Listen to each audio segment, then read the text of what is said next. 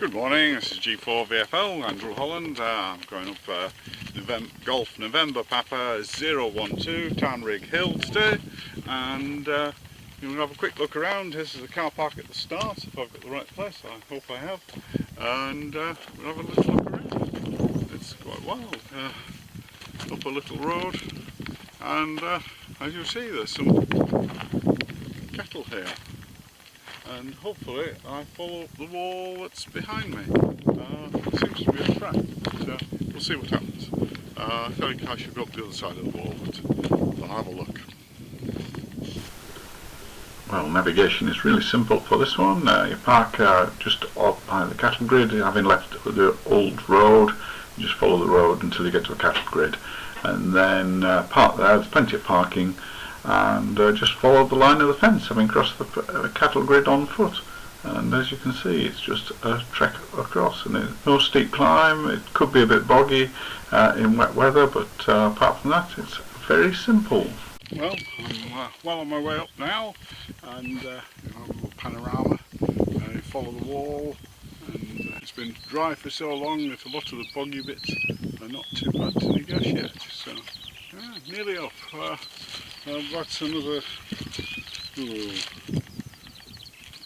20 or 30 metres vertically to the summit. Well, here we are on the summit of Tarn RIgg Hill, and a quick panorama around. Hopefully not too much wind noise today, which makes a change. Maybe a little bit of wind noise, but nothing severe. Behind me I've got Eagle Pike, which we went up a few weeks ago, and behind that, the higher of the peaks, is Great Combe, and then as you work your way around a little bit, it's Whernside, and I don't think you can see Ingleborough, it's just behind. It might be in the distance, so I'm not quite certain whether we've seen Ingleborough. And then as we come round, there's Great Knotbury, which I'll do in the future, unless I'm exceptionally lucky today, but I don't think so. And then Great Shunner Fell, which we intend to do this afternoon. And then as we come round a bit more, there's Wild Boar Fell, which we did a few weeks ago, or I did a few weeks ago, and then round to Yarlside and the Calf. So that's a little look round from the top of Tarn RIgg Hill, and I'm here well and truly early for the activation, and I'll be activating on 23 centimetres, 13 centimetres, 4 metres and 2 metres. Hopefully we'll get a contact on all the bands. 23 centimetres is probably the one that's I've got the least planning for, but we'll see what happens.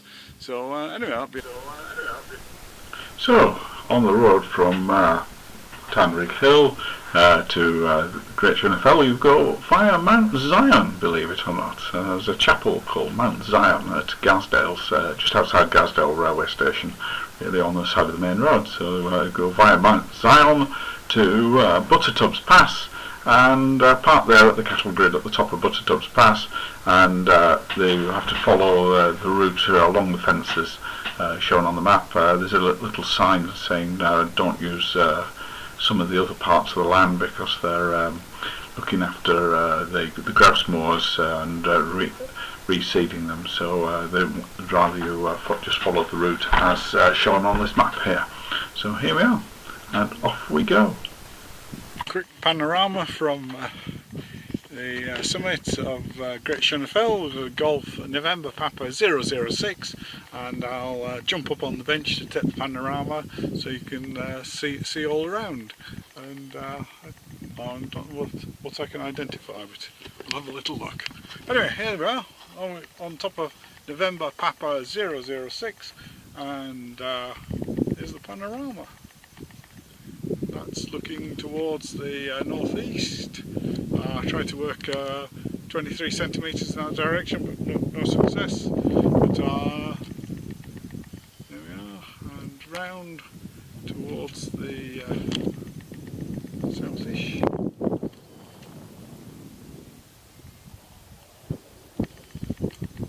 There we are.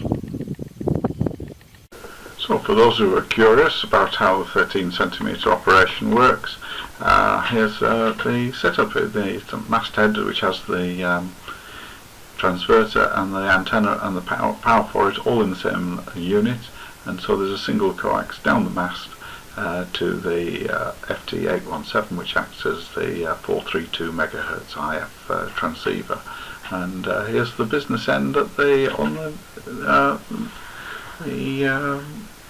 bottom of the mast, which has the 817, and also on top of the mast was a NP dipole, which is connected to the handy, so for a talkback. So using 145.4 as the talkback frequency, and here we are, just a close-up of the transverter and the antenna for 13 centimeters at the masthead, and there's a little guard around the on-off switch so it doesn't actually accidentally get pressed while it's in the rucksack. And no doubt you would like to know what's inside the box, and in just a moment there will be and this is what's inside the box. Not very much. The transverter, 9 lithium batteries, a fuse, and that's pretty much it. And the mounting for holding the piece of plastic water pipe which forms the antenna. It uses 15mm plastic water pipe and 3/16 aluminium rod to make the elements, which is 4.7mm diameter, and 4.5mm holes drilled in the plastic pipe, so it's a good interference fit to hold the elements in place. And as you see, the driven element is held together with sticky tape. Here are the plots of the ascent and time for the day.